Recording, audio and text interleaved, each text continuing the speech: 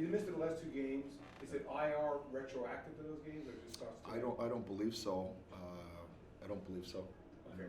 I don't have the answer to that, Dennis. It's IR. I don't believe it's retroactive. I don't know how that all works. So that would have him out. I know he's not. The Utah game. I don't know. I just can tell you that he's not playing tomorrow.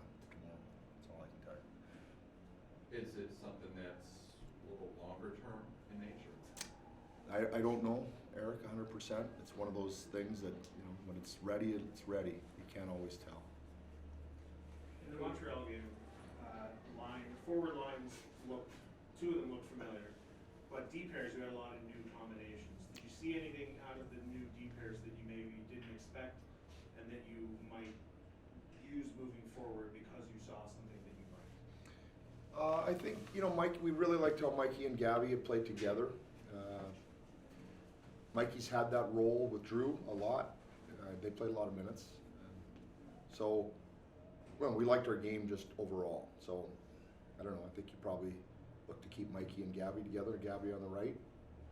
And then after that, Eddie's coming back in soon. So, we've been with Clarkie the whole way. So, things can always change. As you know, I told Dennis that not to just stuff himself with hot dogs and pay attention, because things do change.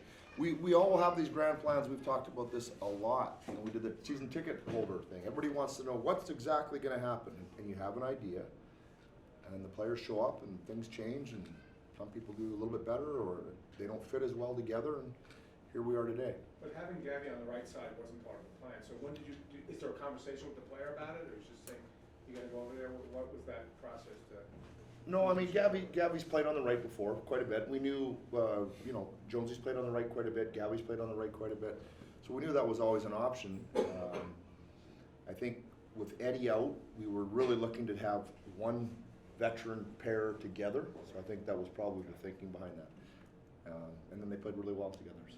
The fact that Gabby's played so well from the beginning, can you dig into why he's been so effective from the get-go here? No, not particularly. I mean, he had a good summer. He's been a pretty solid player.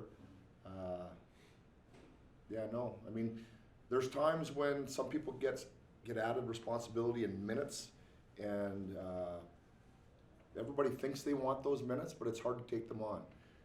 He's shown the ability to take the minutes on and then still play at a high level.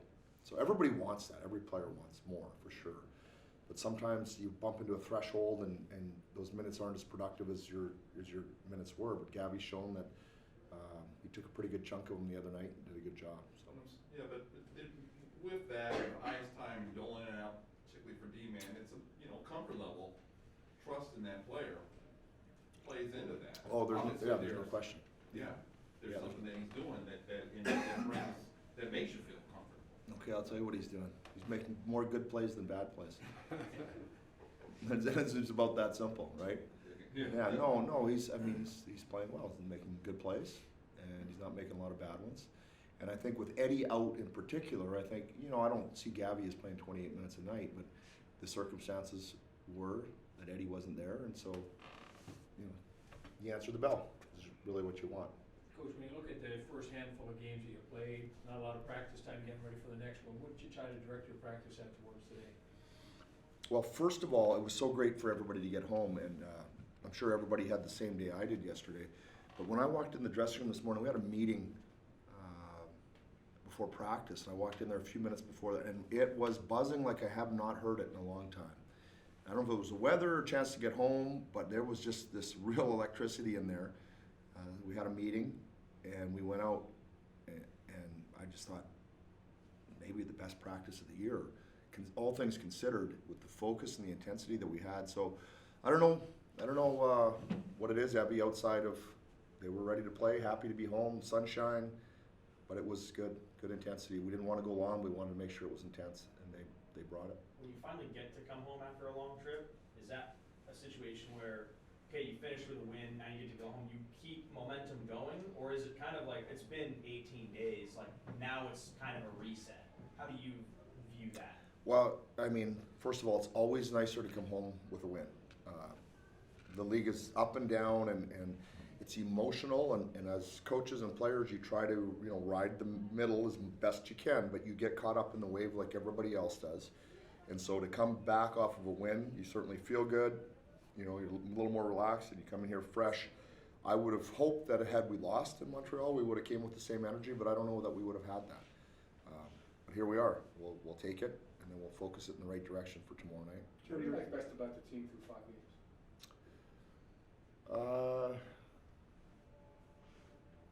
Well, that's a good question, Dennis, because it has only been 5 games, and every year the team takes on a new, I don't know what the word is for it, I call it spirit sometimes, right? So you have these certain players, and you know, you have expectations of the players, but there's an internal spirit of the team. What I'd like to think is that's already starting to grow. That's starting to grow. I think they had some good time together on the road, but then, you know, we went 2-1-2. It was a tough road trip. So you can say, I told the guys, we had a chance to make that a great road trip. We messed that up in Ottawa and Toronto, but we were left with the chance to make it a good road trip. And I thought we did the job in Montreal to make that a good road trip. So that's probably what I like about best, I think, is kind of there's a spirit starting to grow within the team. And when they come out and practice like they did today, that kind of reinforces the fact that, you know what, there's something there. We got a long ways to go, though. Jim, there's always a concern after a long East Coast road trip coming back home for that first game. Does it make a difference that the game is not a home game? I'll tell you tomorrow night. Yeah, I just don't know. I've been in that situation a lot. I spent a lot of time out east where you're going back the other way. And I don't know. I mean, it does affect you, our body clocks, the people who traveled, you know that. I don't know. I know that you can't focus on it. I know that you got to put it behind you, and teams do it, and we have to deal with it. But we'll know better tomorrow night after the game. If I were to ask you about gap control, what are some of the things on the checklist that go into maintaining a solid gap? Well, I would say this. So gap control, oftentimes people look at the defenseman and say, how is their gap? And it starts way before then. When we're in the offensive zone and we have, you can call them F3, I think is a term that people use, the third forward high in the zone, who sometimes goes down and the other guy replaces him, and sometimes he disappears. And coaches don't like when he disappears. And that means they're coming at you and there's no F3. Now your D are looking up and you're seeing 2, 3, 4 of the opposition. You can't gap. You have to back in. So when we have F3 in good spots and they start coming at us and we're in, our D then see they've got cover, there's help there, they can be way more aggressive. So the only time we're disappointed with our D is when we have a good F3, we have good tracking support, and they don't gap up.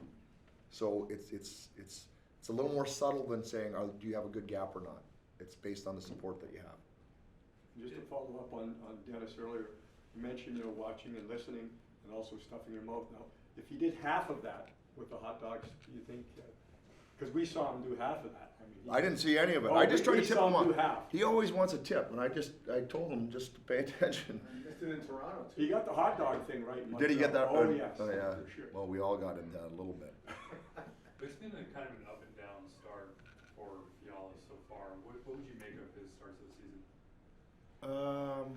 Kevin. Well, last game was his best game for sure. I think he's most comfortable with Phil and Morsey. I think that's clear. And I actually think Kevin's been pretty good. He's probably overhandled the puck a little bit sometimes, but Kevin, I believe, is in a really good spot. He looks, for whatever reasons, quicker this year, and you saw it against Montreal. He turned the corner a couple times, took off, he had the breakaways. So I think he's skating better this year than last year, and you could ask him why. But I think he's in a good place. I mean, Russell, it's 5 games, so it's hard to, and it's hard to go with up and down. It really is for me. It's too early, but I appreciate the question. I know he's definitely been better some games than others, but he's in a good spot. He's gonna have a good season. Like you said, it's early, and somebody like Warren Follow, one of the new players, maybe still getting adjusted to things. Do you think that the changes that you made up front and him now playing with Laugh and Turk kind of unlocked him? He looked pretty darn good the other night. Yeah, well, with that line, he becomes the veteran guy, right? I mean, Turk's just getting started. Laugh only has 1 season under his belt, So he now becomes the player that's got to shepherd those guys, that has to set the example. And so I think just sometimes you just feel like, you're more important just in a change on a line, whether that's true or not. You just get this sense. So, and I think he takes that personally. He's been through he was a young guy once. He's come through. He's had himself a great career to this point. So I think there's some responsibility there. And then those guys were flying in practice today. I don't know if you guys noticed that, but that was the line for me that jumped out, they were just buzzing. So we had the rushes, and then the puck went to the corner, and they were on the puck again, and they shot it, and the next guy was there, and that's exactly how those three have to play.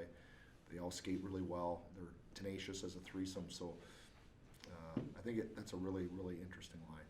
For Andre Lee, do you think there's a positive impact for him to start his NHL career on a long road trip where you guys, some games kind of have to grind out the games and have him get used to the team, get used to the travel, as opposed to just making a debut at home at any other point in the season?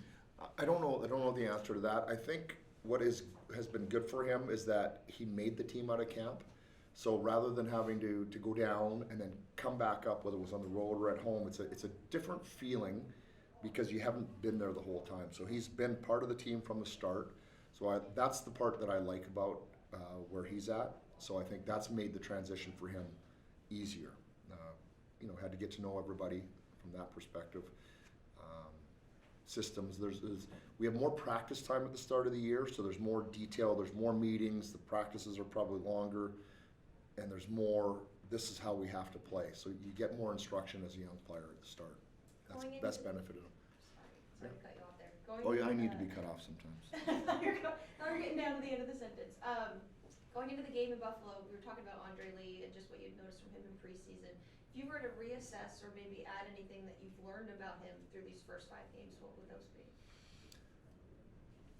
Well, I've learned, I said it in preseason, we talked about this, he was consistent. And I would say he was consistent in preseason, which was great, got him a chance to make the team. But now the regular season, which is much more difficult, to be consistent through the 5 games again is it gives the coach a lot of comfort because you know what you're getting from him. And I'll tell you this, I think he's got a higher upside offensively than maybe he's shown in the American League even. And so he's just getting started. He's doing the things that he needs to do, be a responsible defensive player, finish checks, get on the forecheck, all the good stuff.